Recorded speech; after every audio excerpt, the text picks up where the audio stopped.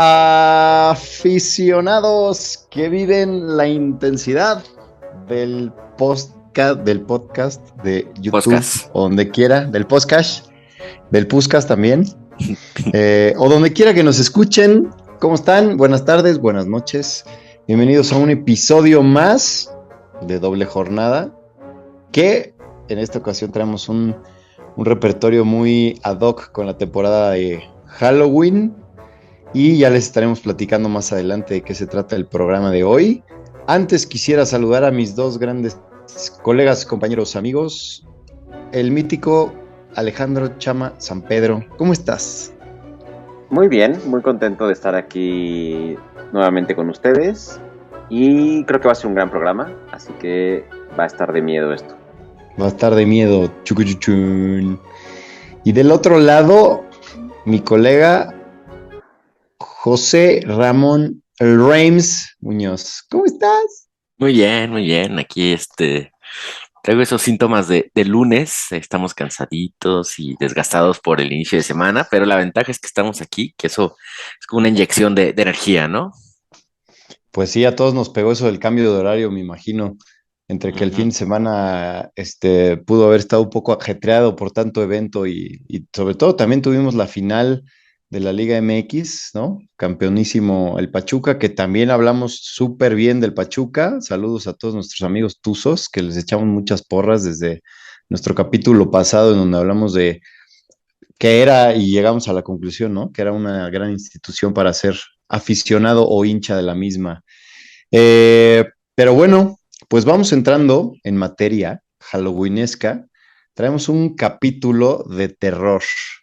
Nos pusimos de acuerdo precisamente para hacer un 11 ideal de Halloween o jugadores del terror. La categoría está muy abierta porque cada quien entiende como miedo pues diferentes cosas. Entonces eso es lo que va a poner interesante el capítulo.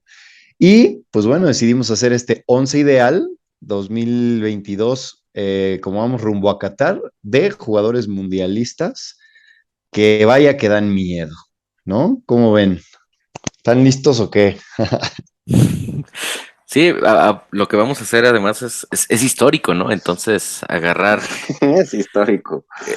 También, pero me refiero a que es un once histórico basado en lo que ha pasado en cada uno de los mundiales desde 1930 para acá. Que Entonces, ya vaya que ya hay de vamos dónde para el escoger. centenario. Sí, sí, Ujú. sí, había de dónde escoger. Pero bueno, pues nos vamos a ir por orden, ahora sí que de lo que es la alineación slash formación. Y la portería, en esta ocasión, le tocó al buen Chama. ¿A quién nos traes como jugador del terror ahí? Justo como decías, y como suele ser habitual en nosotros, dejamos un poco abierto o bastante abierto qué se interpreta como miedo o como terror, y eso le aporta diversidad a nuestro once, porque entonces, incluso yo no me puse de acuerdo conmigo mismo cuál iba a ser mi criterio para escoger a todos. Entonces hay unos que dan miedo por unas cosas y otros que dan miedo por otras cosas. Pero respondiendo a tu pregunta, en la portería tenemos a uno que daba mucho miedo por muchas razones, entre ellas porque era un gran portero, otras porque era muy aguerrido y eso le hacía intimidar a los delanteros que se enfrentaban a él. Hablamos de Oliver Kahn, el mítico portero alemán que marcó toda una época y una escuela en el fútbol alemán. Estuvo convocado en 4 mundiales, en Estados Unidos 94 y Francia 98 no jugó, pero sí que estuvo convocado en ellos, y después disputó 8 partidos de Copa del Mundo, entre Corea y Japón 2002, que llegó hasta la final, disputó 7 partidos, y un partido en Alemania 2006, el último partido que juega Alemania en esa Copa del Mundo, el lugar por el tercer puesto. Pues la verdad es que muy buenos números hasta ahí, solo recibió en esos 8 partidos 5 goles, que tampoco son demasiados, si bien 2 goles lo marcaron mucho, que fueron en la final de la Copa de 2002, obviamente. Pero entonces, en mi opinión, o por qué lo pongo aquí, no tanto porque haya tenido una actuación de terror, porque no, sino porque realmente, no solo en la Copa del Mundo, sino durante toda su carrera, ocasionaba terror a los rivales, a los atacantes, y incluso a mí me estoy acordando y me da hasta miedo, a los atacantes rivales, a los árbitros también, porque era un tipo con mucho carácter que podía gritarles, que justo esa personalidad, esa garra, esa agresividad, era marca de la casa, y pues por algo lo recordamos como uno de los grandes porteros en Copas del Mundo y también uno de los grandes porteros en la historia del fútbol alemán. Totalmente de acuerdo contigo. Ese cuate sí que daba miedo y ponía, como bien dijiste, por su carácter y porque era muy, muy, muy aguerrido. Pues muy bien. La verdad es que ahí también podríamos hacer la mención de la famosa araña negra, ¿no? También otro, como mención especial, algún portero de época. Mi querido Reims, te tocó ahí abatir en la defensa. ¿A quién traes tú en la parte de los defensas? Pues me toca arrancar con la lateral derecha. Eh, Puse a alguien que, si bien no me gusta ponerlo por estas razones, tengo que hacerlo porque me acuerdo mucho de lo que pasó. Me estoy remontando al Mundial de Sudáfrica 2010 y mi elegido es Ricardo Osorio, que en ese momento llegaba como uno de los mejores defensas de México, campeón en Alemania, ya consolidado en el Stuttgart. De hecho, fue el año en el que terminó ya su carrera antes de regresar a México, donde también fue campeón. Pero eh, estoy siendo un poco flexible con esto de las posiciones, porque él en ese mundial fue central, pero pues muchos lo recordamos como lateral derecho, entonces aproveché, ¿no? Ahí, ese, ese loophole en el contrato. El Sí. problema es que yo lo pongo como jugador aterrador por el partido contra Argentina de octavos de final, todos lo recordamos muy bien.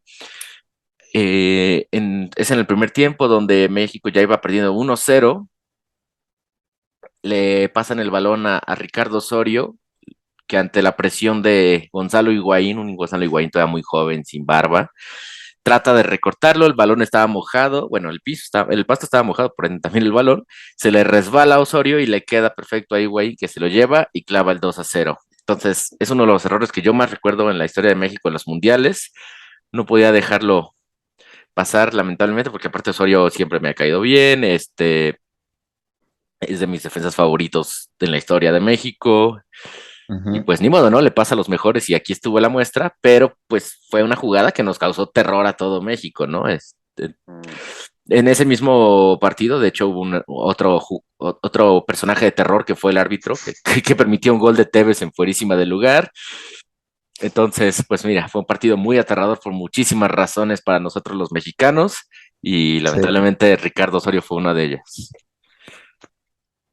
sí, Y sí, sí. y estábamos jugando Adelante. bien hasta ese momento, ¿no? O sea, digo, no se veía claro quién iba a ganar, o sea, estaba por ahí todavía bastante abierto el partido y pues teníamos chances, teníamos con qué. Sí, lamentablemente Sí, al final el marcador fue 3-1 a favor de Argentina. México metió gol el Chicharito ahí quitándose de Michelis. Pero pues sí, esos dos errores, tanto del defensa como del el árbitro, pues le pegaron también a la moral del equipo y al final fue una losa muy pesada para eliminar un rival que de por sí ya se nos complica siempre, ¿no? Ujú. sí, exacto. Lo curioso de ese Hasta ahora. partido, y digo aquí, exacto, y aquí trayendo un poco de datos curiosos y estadísticas, pasaron dos cosas ahí también, justamente del tema de Chicharito, ahí tiene registrado el arranque más rápido de un delantero en un mundial, ese gol, justamente. Y el otro dato curioso es que después se volvió un argot ahí del tema de los principios del fútbol, esa pisada que hace Osorio, a raíz de eso y muchas otras jugadas que les pasan a esos jugadores, cambian mucho la técnica para los defensas para que ya no hagan esa pisadita del balón, precisamente por lo mismo, y de hecho los Ujú. regañan. Entonces sí es bastante curioso. Pero sí, nos puso a temblar a todo México. Maldita sea. Y ya que mencionas los datos, también fue el partido en el que el Conejo Pérez tuvo más metros recorridos durante el partido que el Bofo Bautista, Sí, ¿no? es cierto. Una actuación de terror del Bofo, De sí. verdad, ese partido fue una película de terror en tantos sentidos para México. Pues sí, así es. ¿Tú a quién traes de defensas, mi querido Chama? Pues mira, aproveché que Osorio iba a jugar en la lateral derecha para poner de central a un lateral derecho. Por si acaso de pronto había que intercambiar, ¿no? O sea, de Claro. pronto tener esa variante siempre ayuda, ¿no?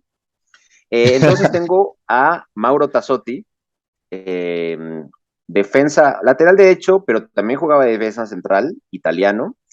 Este tipo jugó nada más 2 partidos en Copa del Mundo, en Estados Unidos 1994. Curiosamente, debutó, o sea, empezó con Italia, jugando en la derrota que tuvieron contra Irlanda, todavía en fase de grupos, y después también jugó ambos de titular en la victoria contra España en cuartos de final. Un partido, de por sí ese mundial se recuerda, o Italia fue protagonista en ese mundial por buenas y también malas razones. En ese partido en concreto, o se recuerda mucho ese partido, por una imagen de Luis Enrique, el actual técnico o el seleccionador español, con la nariz rota, toda la playera manchada, reclamándole al árbitro, porque justamente Mauro Tassotti le dio un codazo artero y muy claro en el área, que el árbitro no marcó, y que si bien no es que eso de cantar algo, sí pudo haber decantado hacia España el partido, porque en ese momento iban 1-1. Julio Salinas había recién fallado una oportunidad clarísima. Viene el codazo, ahí España se descontrola, pierden toda la moral que tenían y hasta los dientes. Sí. Y a partir de eso, pues el partido cambia, Italia se impone en el 2-1 y España se queda hasta ese momento todavía en cuartos, ¿no? Queda como el tope que tenía en Copas del Mundo. Y se recuerda mucho a Tassotti, nada más por eso, y después por ser asistente de Shevchenko, por ser asistente de Ancelotti, estuvo por ahí entrenando también como asistente en la selección italiana, pero realmente lo que marcó la carrera de Tassotti fue ese codazo a Luis Enrique en Copa del Mundo. De terror, la verdad, esa falta. Sí, de terror. Pues sí, yo aprovechando ahí el tema voy a meter mi cuchara con el otro central ahí que también lo vamos a poner ahí, italiano, pues de época, marcó una fuerte tendencia de juego y pues su manera de jugar mismo hacía que los niños en Italia quisieran ser centrales y que quisieran ser defensas, ¿no? Debido a esta gran gama de defensas que ha tenido Italia a lo largo de la historia. Pero bueno, por hablar más de terror, en el caso de Materazzi, que es el jugador que traemos aquí, pues su momento de terror mundialista, evidentemente, no lo causa él, ¿O sino que sí? fue causado, bueno, sí, él lo Depende causa, a quién le preguntes. exactamente, él es la causa, el efecto de terror se lo lleva a él. Entonces, estoy hablando nada más y nada menos del momento de la final del famosísimo cabezazo de Zidane, que es a él a quien se lo da. La ironía de esto es que Materazzi tenía un muy fuerte carácter pues ahora sí que de defensa, siendo muy, muy característico de su parte, descontrolar a los jugadores mucho por su forma de hablar, por su forma de referirse con ellos y demás. Además que durante su época de portento en el Inter, pues bueno, sus barridas y sus llegadas eran entre la rodilla y la cadera, o sea, evidentemente era un cuate característicamente muy, muy, muy agresivo para quitar el balón, pero con la camiseta de Italia no tanto, ¿no? O sea, no era tan agresivo, sino que era más agresivo con la boca. Entonces eso Hablaba hizo más que de le lo que dieran, pegaba. exactamente, eso hizo que le dieran su momento de terror al buen Materazzi en la final. Pero pues ni modo, así es esto. Por eso lo escojo a él, porque dentro de todo era un jugador que sí te daba miedo. O sea, ese sí, cualquier delantero se persinaba antes de encararlo, ¿no? Nos falta otro defensa, ¿cierto? El lateral izquierdo, así es. El lateral izquierdo. El lateral izquierdo que para esta yo seleccioné a Fabio Grosso, otro italiano. Mira, ya tenemos tres en la línea de cuatro, tres italianos. Entonces, pues yo escogí a Grosso por otras razones, porque yo también en el Mundial de 2006, que es el que ya tú mencionaste, yo me voy más un poquito antes en la fase de octavos de final, donde Italia se enfrenta a Australia. Italia que venía de pues un comienzo dubitativo en fase de grupos y todo, contra una Australia que había estado jugando bien, clasificó, y si bien Italia era la favorita, Australia le hizo un partidazo, llegaron hasta el minuto 95, o sea, los 5 minutos ya de tiempo añadido, le mandan un balón largo a Grosso, que conduce, llega a línea de fondo, se mete al área, se barre el defensa australiano, que ese sí no recuerdo el nombre en este momento, pero se barre el defensa, recorta a Grosso y al darse cuenta de que el defensa ya estaba acostado, tirado, pues decide ir corriendo hacia él y tirarse. En ese momento no había VAR, en ese momento, bueno, eso sigue viendo, había mucho favoritismo para que Italia pasara por encima de Australia, porque pues claramente uno llama más la atención que otro. El chiste es Sí. que pues se deja caer. Ah, y para entonces, además, se iban a ir a tiempos extras si no pasaba esto. Australia iba a tener un hombre de más, porque desde el minuto 50 Italia no tenía Materazzi. Entonces, Ujú. entonces Fabio Grosso hace, pues ahí hay quien dice que fue muy colmilludo y otros que fue muy tramposo, se deja caer y pues Totti no falla en esas instancias, ¿no? Y con eso elimina a Italia-Australia y para eventualmente convertirse en campeones del mundo. El chiste es que Fabio Grosso ahí se convirtió en un personaje de terror para toda Australia, para todos los que querían ver fuera a Italia y para todos los que estaban disfrutando esta selección australiana y que les gusta, yo me incluyo ahí, les gustan las sorpresas, ¿no? Y el ver a selecciones fuertes sufriendo contra selecciones no tan llamativas o no tan famosas. Y quién sabe qué hubiera pasado en ese mundial si quedaba fuera Italia. Por lo pronto hubiéramos tenido otro campeón. Pero Grosso se Sí. vistió de villano para gran parte del mundo, se dejó caer y consiguió el pase para Italia. Pues sí, de modo. Al parecer nuestra parte defensiva de nuestro once ideal está muy basado en Italia 2006, ¿no? O sea, es como, También. Nos marcó ese esa, mundial, ¿eh? sí, nos marcó ese mundial. Al parecer está muy, muy, muy marcada esa parte. Y muy italiana Pero bueno, además. exacto, molto italianísimo. Eh, de la parte de medio campo, vamos empezando por el medio, ¿les parece? ¿Ok? ¿Quién El medio traemos del medio ahí? campo. El medio del medio campo, exacto. Gran chiste. Como siempre, como siempre. Claro, eso también da terror. Muy bien, a ver, a ustedes les tocaron esos, ¿no? Ujú. Chama. ¿Quién quiere empezar? Si quieren, empiezo yo. Este también jugó en Alemania 2006, pero no lo menciono, o no, sí, no lo menciono por eso, simplemente lo traigo a colación. Hablamos de David Beckham, o hablo de David Beckham, que jugó 13 partidos en Copas del Mundo, jugó 3 partidos en Francia 98, después 5, todavía era muy joven, después 5 en el Mundial de Corea y Japón 2002 y 5 en Alemania 2006. 3 goles, 7 asistencias en Copa del Mundo, pues bastante bien hasta allí. Un Beckham que todos recordamos como un histórico del fútbol, como un histórico de la selección inglesa.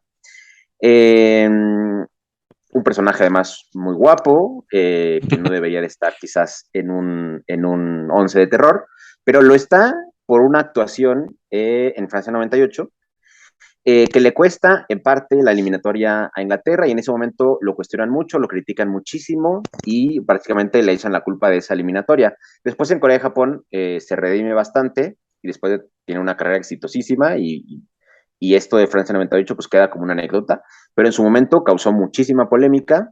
Y también tiene que ver con el colmillo que decía Omar de Materazzi, pues en este caso también pasa algo parecido, con un tipo además súper desagradable, que todos estaremos de acuerdo que es así, que es el Cholo Simeone.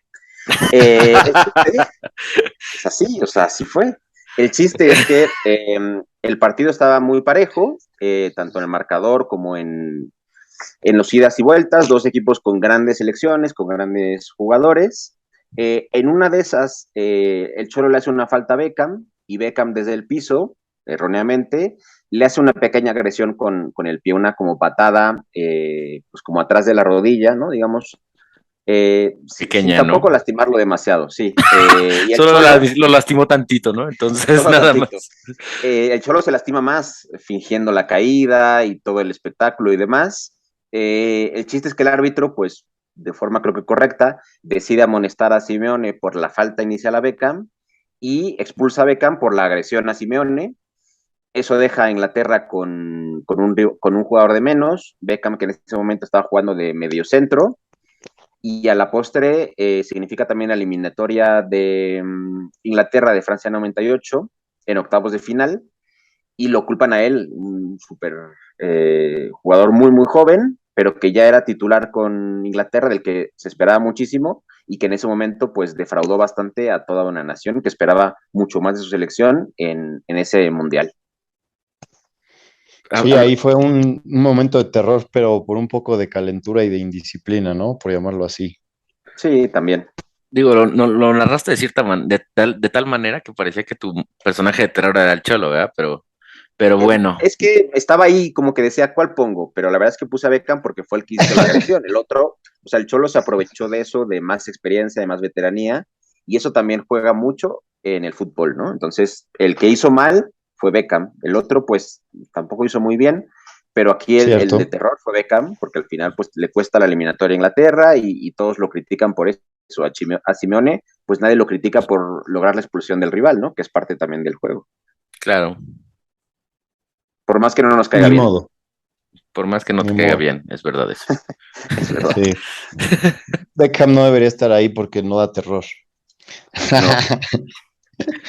No importa, Hay el personajes de momento es lo que terror, hay estamos personajes de juzgando. terror guapos también. Exacto, exacto. Muy bien.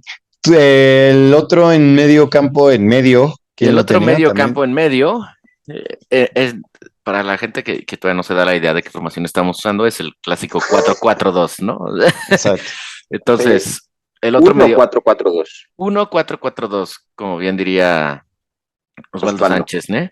Entonces, el otro mediocentro junto a Beckham, pues va a ser ni más ni menos. Este sí es un jugador de terror más clásico, la vieja escuela, Nigel de Jong, ¿no? El contención holandés que ya de por sí traía su reputación de, no sé, el jugador más limpio. Él siempre, durante toda su carrera, fue pues el típico escudo que todos, cuando te preguntaban contención, era lo que pensabas, ¿no? Un hombre de patadas cuando eran necesarias, duro, con mucho pulmón y quizá no tanta técnica a la hora de jugar con el balón. Estas razones tienen que ver con, por qué lo puse aquí, nos remontamos, todos se acordarán, a la final de España contra Países Bajos en el Mundial del 2010.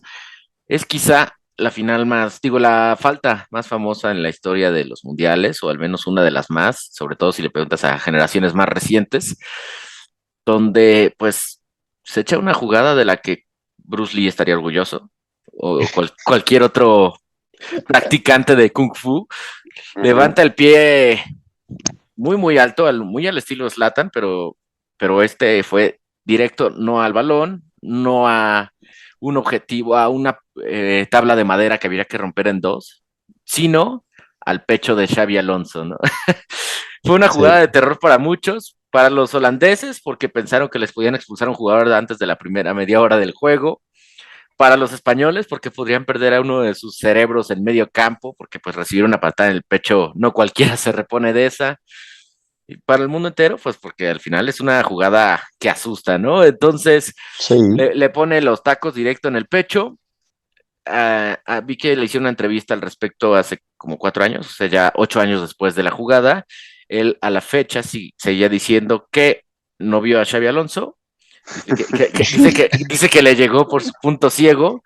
Entonces yo creo que Nigel tenía muy mala vista porque su Sí. punto ciego era prácticamente de frente, ¿no? Además le pegó justo en el centro del pecho. O sea, fue muy buena patada, de verdad. De verdad, Sí, muy, muy era buena. roja sin dudarla. Solo le sacaron la amarilla, pero pues sí, si le hubieran sacado la roja nadie se hubiera quejado. Si se lo llevaban a la cárcel tampoco. No. Afortunadamente todo salió bien para España, a pesar de aquí, este sí fue más error arbitral, no como le ha tocado en otros mundiales, pero pues gana España, Xavi Alonso festeja el ser campeón, Nigel de Jong dijo que pues tuvo esa compensación Xavi Alonso de yo lo pateé, pero él fue campeón del mundo, entonces estuvo, él Válido. río de último y dijo, y yo espero que un día si nos encontramos nos echemos unas cervezas y nos riamos al respecto. Y conociendo a Xavi Alonso, yo creo que sí será, ¿no? Sí, no creo que se le regrese, ¿no? Además, También, además, ni se atreva. yo no me atrevería. Ojalá. Lo que sí Sí, es que no. fue es un personaje de terror por eso, ¿no? Una de las entradas más famosas en la historia del fútbol. Sí, sí es de las más famosas que hay para el tema y sobre todo por el momento que fue en la final, justamente. Exactamente. Pues muy bien. Del medio campo, de las orillas. Me voy a ir yo con los extremos, volantes, que de un lado tenemos a nada más, nada menos que a Ribery. Lo escogí a él precisamente porque, bueno, este jugador sí daba miedo.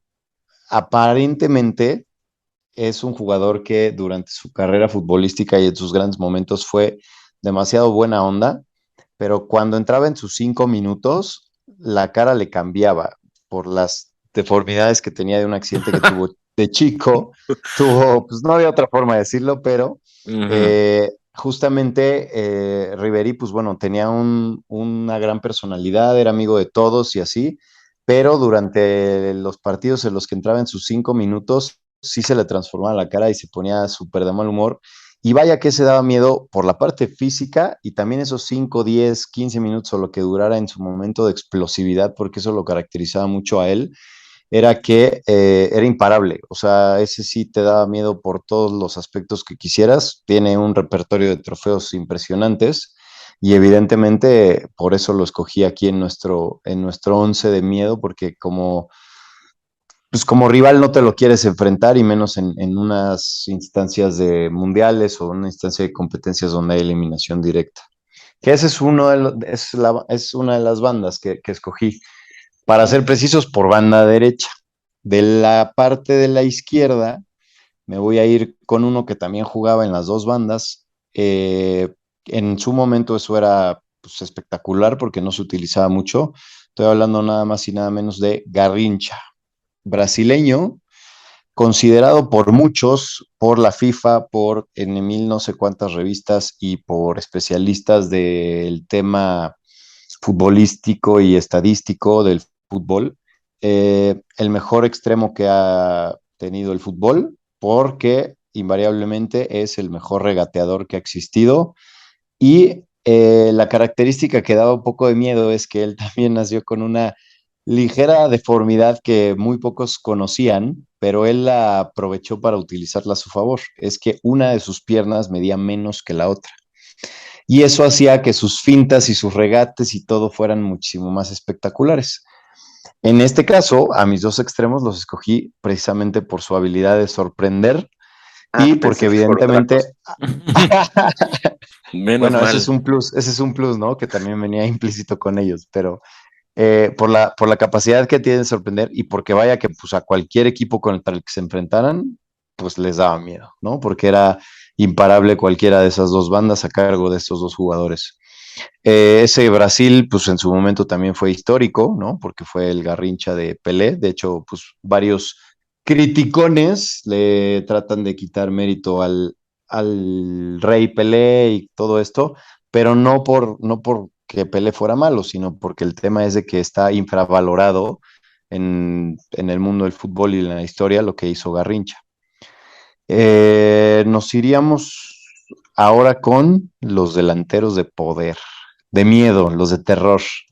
De miedo, A ver, más que de poder. adelante, adelante, mi queridísimo Alex. Claro que sí, con mucho gusto. Bueno, ni tanto, porque este sí me da pena, la verdad. Eh, un jugador que se acaba de retirar recientemente el mes anterior, que jugó 14 partidos de Copa del Mundo entre tres mundiales, Sudáfrica 2010, Brasil 2014 y Rusia 2018, que ya José Ramón lo mencionaba como héroe en su selección, ganándole un balón a Ricardo Osorio y marcándolo y que, como es el caso el del fútbol, pues pasa de ser héroe a villano de forma muy rápida y vaya villano, la verdad. Gonzalo Higuaín, que justamente eh, el mundial donde más partidos juega es Brasil 2014, donde juega siete partidos, todos los que puede jugar Argentina en ese mundial, de titular, y toda la cosa, siendo un hombre bien importante en el proceso, toda la eliminatoria y toda la Copa del Mundo, en su mejor momento seguramente futbolístico, y que también marca un antes y un después en su carrera. Un jugador que pues lo ganó todo en el Real Madrid, lo ganó todo en la Juventus, en el Napoli, jugó en el Chelsea también bastante bien, en el Milán. O sea, un jugador extraordinario, pero que desafortunadamente se le recuerda también mucho por sus fallas más que por sus aciertos. Y creo que este es el error del que más se le recordará, porque pues fue bastante dramático. Hablamos de la final de la Copa del Mundo de Brasil 2014, Alemania contra Argentina. Argentina, que lo gana Alemania con un gol de Mario Götze, también súper histórico, pero que empieza muy decantado el partido hacia Argentina, tienen ahí varias oportunidades, y justamente una de las primeras fue al minuto 20, iban 0-0, Tony Kroos, digamos que despeja un mal balón o lo cabecea hacia atrás, lo cual habilita a Gonzalo Higuaín, que venía pues como regresando, recuperando la posición.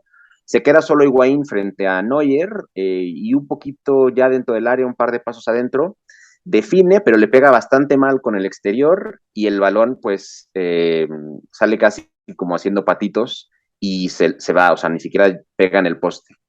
Y eso pues al final esa oportunidad tan clara frente a Neuer 0-0 marca mucha tendencia en la final. Después,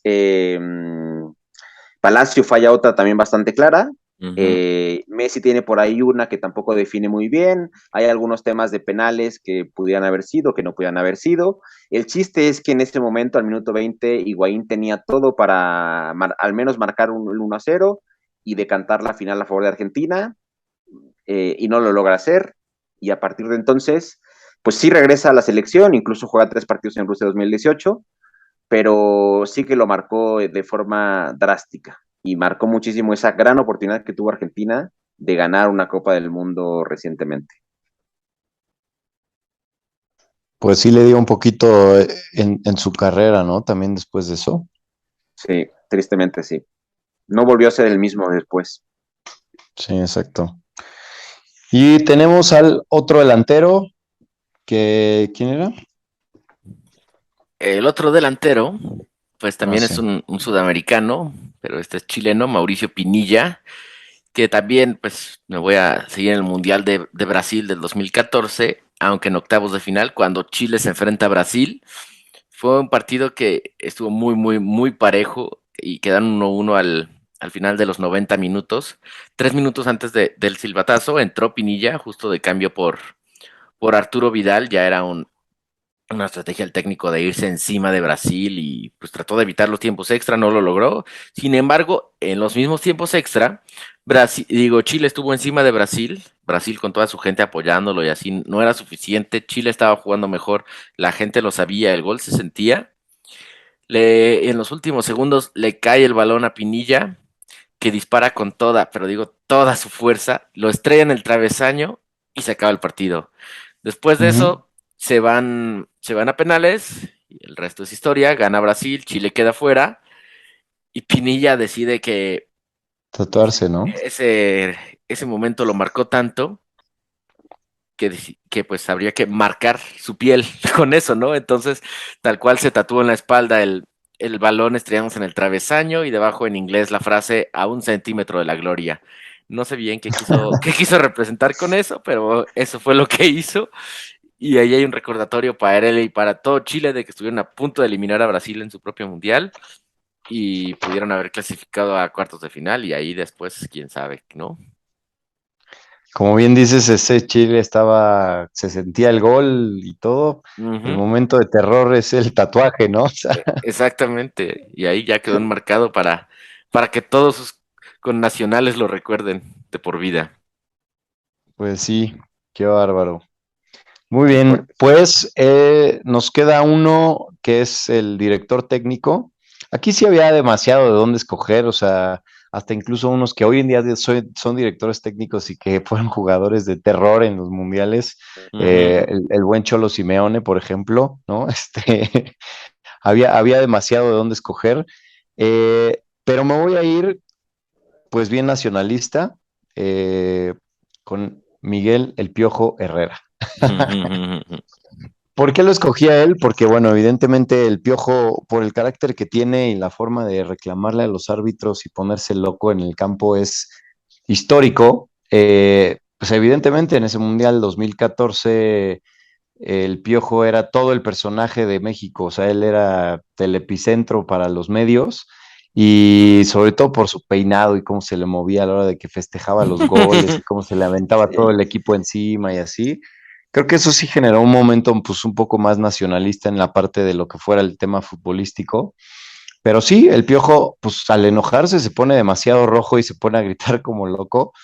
Yo creo que me terminé cantando por él porque justamente en este Mundial de Brasil, lo que México hizo en el Estadio Fortaleza, que gran parte y gran labor fue a manos de Memo Ochoa, eh, pues también tuvo mucho que ver el tema del Piojo con la estrategia que utilizó en ese partido y sacamos un histórico 0-0, donde pues Brasil no pudo contra nosotros y pues el Piojo le dio miedo a Brasil porque no había mucho, no había mucho brasileño contento con el Piojo ni con Ochoa, pero pues bueno, el México de ese Piojo Herrera es el que pudo haber marcado ahí la diferencia con ellos para la parte del terror.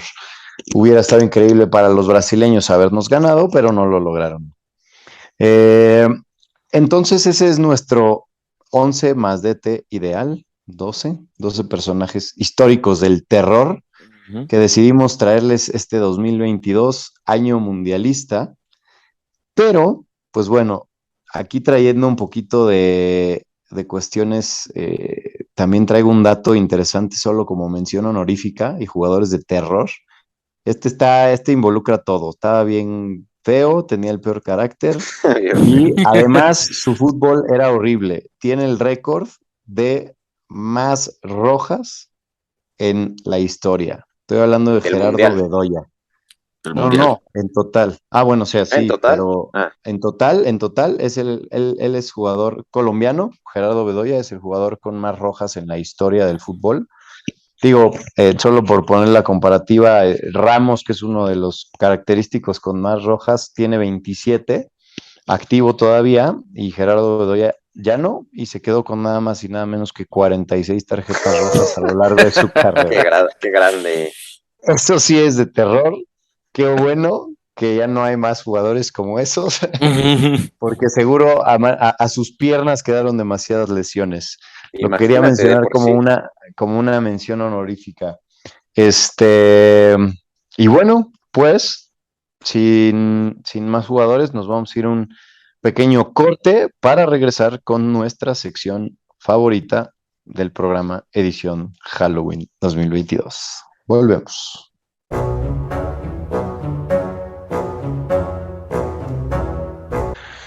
Y estamos de vuelta para nuestra sección consentida, que en esta ocasión está a manos de un defensa de terror también, que vaya que nos lastimó muchas veces. No, nunca, ustedes Ah, nunca. nunca, no, nunca. Está en Intentado, cargo, maybe. pues sí, intentaste, pero ni modo, así es esto. ¿Qué nos traes de recomendación para esta semanita, chama? Justamente una recomendación muy semanal, porque Ujú. es algo que va a pasar mañana. Mañana martes o hoy martes, si es que nos están oyendo en vivo, porque no nos pueden escuchar el lunes, obviamente. Entonces, para hoy. Es para hoy. Y es seguir o estar muy pendientes del grupo D en la Champions League, porque está de miedo el grupo. Los 4 equipos pueden clasificarse, los 4 equipos pueden quedar eliminados y los 4 equipos, por obvio razón, pueden irse a la UEFA Europa League con el Barcelona, que también da miedo, ¿no? También curiosamente, y es algo que me acabo de dar cuenta, los 4 equipos han ganado 2 partidos. Me parece algo que seguramente ha pasado antes, pero no me había fijado que un grupo justamente estuviera así, donde los 4 han ganado 2 partidos.